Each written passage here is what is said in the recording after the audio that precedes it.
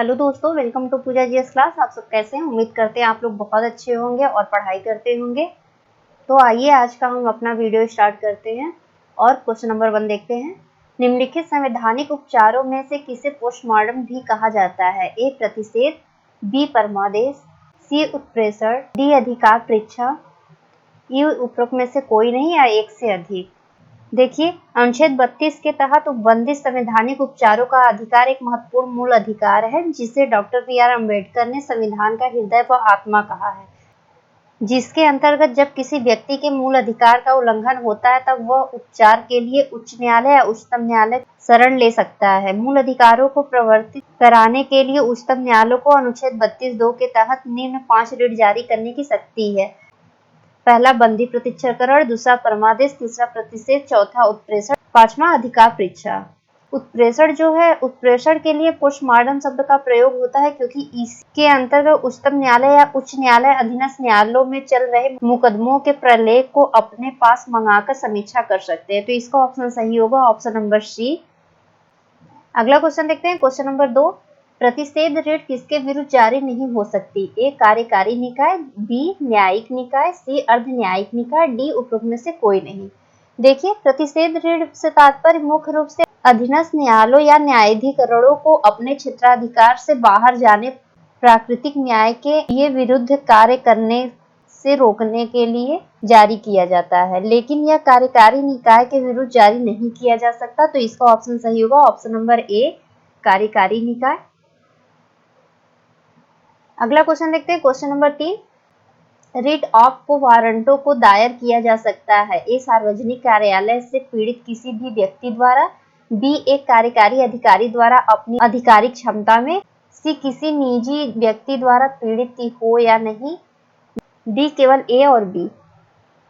देखिए, writ of को वारंटों से तात्पर्य कि आपका क्या प्राधिकार है।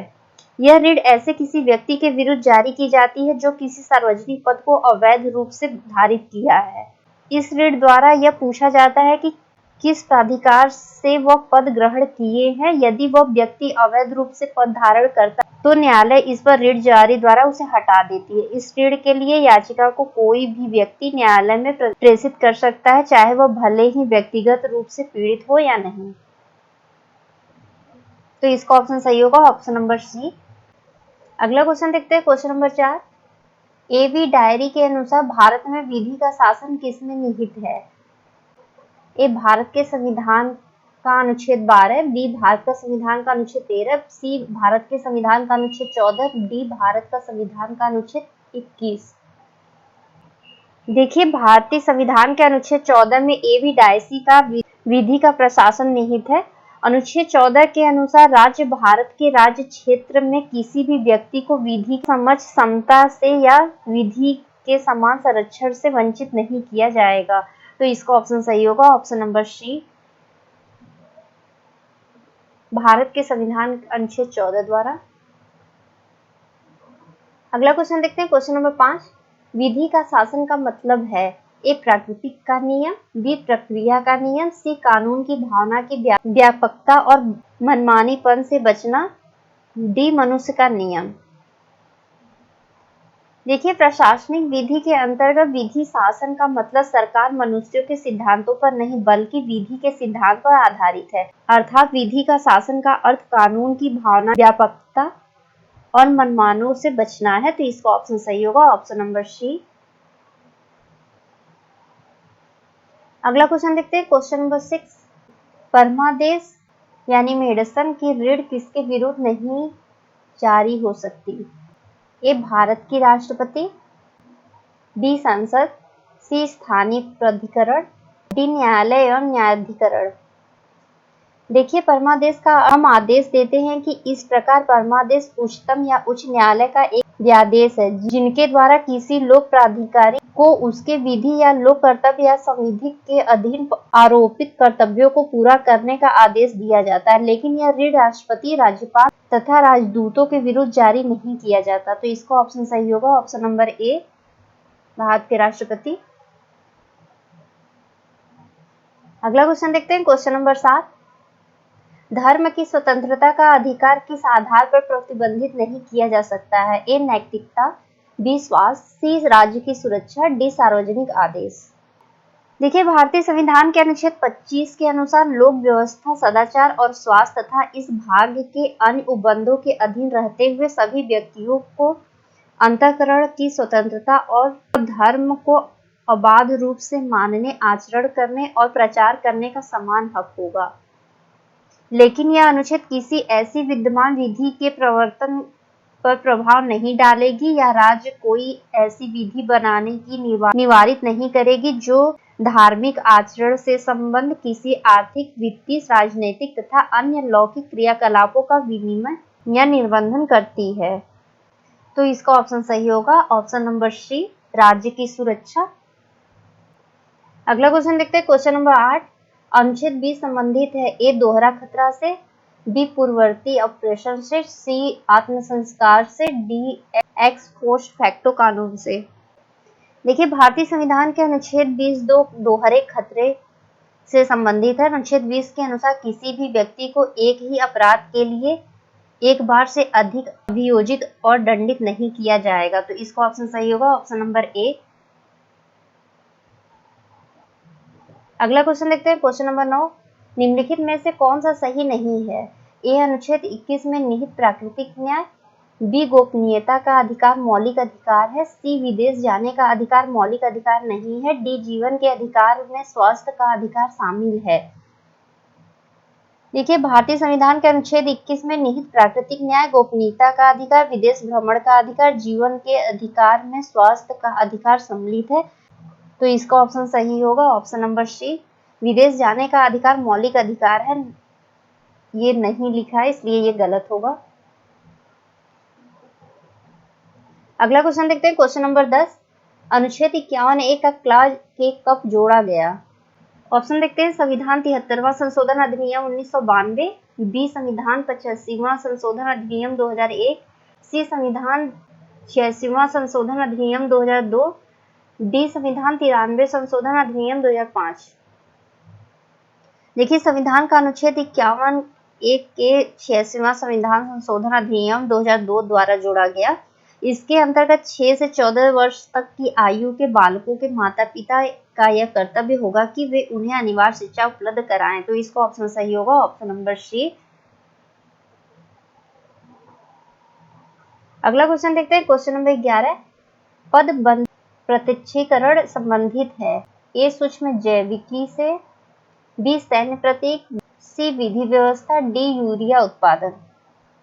देखिए, बंदी प्रत्यक्षीकरण विधि व्यवस्था से संबंधित है। बंदी प्रत्यक्षीकरण एक प्रकार का कानून आज्ञा पत्र होता है जिसके द्वारा किसी गैर कानूनी कारणों से गिरफ्तार व्यक्ति को रिहाई मिल सकती है। बंदी प्रत्यक्षीकरण में यह आदेश होता है कि बंदी को अदालत में पेश किया जाए और उसके विरुद्ध लगे हुए आरोपों को अदालत में बताया जाए। तो इसका ऑप्शन सही होगा ऑप्शन नंबर सी, विधि व्यवस्था। अगला क्वेश्चन देखते हैं, क्वेश्चन नंबर 12। नागरिक अधिकार लागू करने के लिए जाना होगा ए राष्ट्रपति के पास, बी प्रधानमंत्री के पास, सी सर्वोच्च न्यायालय, डी उपभोक्ता मंच। देखिए, भारतीय नागरिकों के मौलिक अधिकार या नागरिक अधिकारों के संरक्षण या दायित्व अनुच्छेद 32 के तहत सर्वोच्च न्यायालय को एक अनुच्छेद 226 के तहत उच्च न्यायालयों को प्रदान किया गया है। इस अनुच्छेद के तहत क्रमशः सर्वोच्च न्यायालय एवं उच्च न्यायालयों को रिट जारी करने का अधिकार प्रदान किया गया है। मौलिक अधिकारों को लागू करने के संदर्भ में उच्च न्यायालय की रिट अधिकारिकता अधिक विस्तृत है। उच्चतम न्यायालय जहां केवल मौलिक अधिकारों के हनन की स्थिति में ही बंदी प्रत्यक्षीकरण, परमादेश, उत्प्रेषण, प्रतिषेध तथा अधिकार परीक्षा से संबंधित रिट जारी कर सकता है, वहीं उच्च न्यायालय मौलिक अधिकारों के अतिरिक्त अन्य विषयों के भी संदर्भ में रिट जारी कर सकता है। तो इसका ऑप्शन सही होगा ऑप्शन नंबर सी, सर्वोच्च न्यायालय। अगला क्वेश्चन देखते हैं, क्वेश्चन नंबर 13। भारतीय संविधान के भाग 4 में दिए गए निर्देशित सिद्धांतों में निम्न में से कौन सा सूचीबद्ध है? ए समान कार्य के लिए समान वेतन, दूसरा समान नागरिक संहिता, तीसरा है छोटे परिवार का मानदंड, चौथा प्राथमिक स्तर पर मातृभाषा में शिक्षा। तो इसमें बताना है कि भाग 4 में क्या क्या निहित है। देखिए, भारतीय संविधान के भाग 4 में राज्य के नीति निर्देशक तत्व अनुच्छेद 36 से 51 में वर्णन है। अनुच्छेद 39 घ में समान कार्य के लिए समान वेतन का उल्लेख है। 44 में नागरिकों के लिए एक समान सिविल संहिता शामिल है। तो इसको ऑप्शन सही होगा ऑप्शन नंबर बी, पहला और दूसरा। बाकी प्राथमिक स्तर का मातृभाषा में शिक्षा की सुविधाएं 350 क में निहित है। अगला क्वेश्चन देखते हैं, क्वेश्चन नंबर 14। उन मौलिक अधिकारों का चयन करें जो भारतीय नागरिकों को प्राप्त है परंतु गैर नागरिक को नहीं। पहला है शोषण एवं अभिव्यक्ति की स्वतंत्रता, दूसरा कानून के समझ समता, तीसरा अल्पसंख्यकों के अधिकार, चौथा है जीवन और स्वतंत्रता का संरक्षण। देखिए संविधान के भाग 3 में अनुच्छेद 12 से 35 तक मूल अधिकारों का विवरण है। इस संबंध में संविधान निर्माता अमेरिकी संविधान से प्रभावित रहे। मूल अधिकारों को संविधान द्वारा गारंटी और सुरक्षा प्रदान की गई है जो राष्ट्र कानून का मूल सिद्धांत है। निम्न 5 प्रकार के केवल भारतीय नागरिकों को ही प्राप्त है। इसमें पहला सामाजिक समता अनुच्छेद 15, दूसरा है लोक नियोजन अवसर की समता अनुच्छेद 16, तीसरा स्वतंत्रता का अधिकार अनुच्छेद 19, चौथा अल्पसंख्यक वर्गों के हितों का संरक्षण अनुच्छेद 29, पांचवा शिक्षा संस्थाओं की स्थापना एवं प्रशासन करने का अल्पसंख्यकों का अधिकार। तो इसका ऑप्शन सही होगा ऑप्शन नंबर ए, यानी पहला और तीसरा निहित है। अगला क्वेश्चन देखते हैं, क्वेश्चन नंबर 15। उच्चतम न्यायालय की व्यवस्था अनुसार निजी भवनों के ऊपर राष्ट्रीय झंडे को फहराना किसके तहत हर नागरिक को मौलिक अधिकार है। ए संविधान का अनुच्छेद 14, बी संविधान का अनुच्छेद 19(1)(a), सी संविधान का अनुच्छेद 21, डी संविधान का अनुच्छेद 25, ई उपरोक्त में से कोई नहीं या एक से अधिक। देखिए भारत संघ बनाम नवीन जिंदल के मामले में उच्चतम न्यायालय ने यह निर्धारित किया है कि अपने मकान पर राष्ट्रीय ध्वज फहराने का प्रत्येक नागरिक को अनुच्छेद 19(1)(a) के अधीन एक मूल अधिकार है, किंतु यह अधिकार अत्यधिक नहीं है। इस पर अनुच्छेद 19(1)(a) के खंड 2 के अंतर्गत युक्तियुक्त निबंधन लगाए जा सकते हैं। इस मामले में प्रत्यार्थी नवीन जिंदल ने अपने कारखाने के परिसर में स्थित ऑफिस पर राष्ट्रीय ध्वज लगाया था। इसे सरकार ने इसलिए रोक दिया क्योंकि यह भारत के झंडा संहिता के अंतर्गत वर्जित था। न्यायालय ने निर्णय दिया कि अपने मकान पर राष्ट्रीय ध्वज फहराना अनुच्छेद 19(1)(a) के अधीन एक मूल अधिकार है। तो इसका ऑप्शन सही होगा ऑप्शन नंबर बी,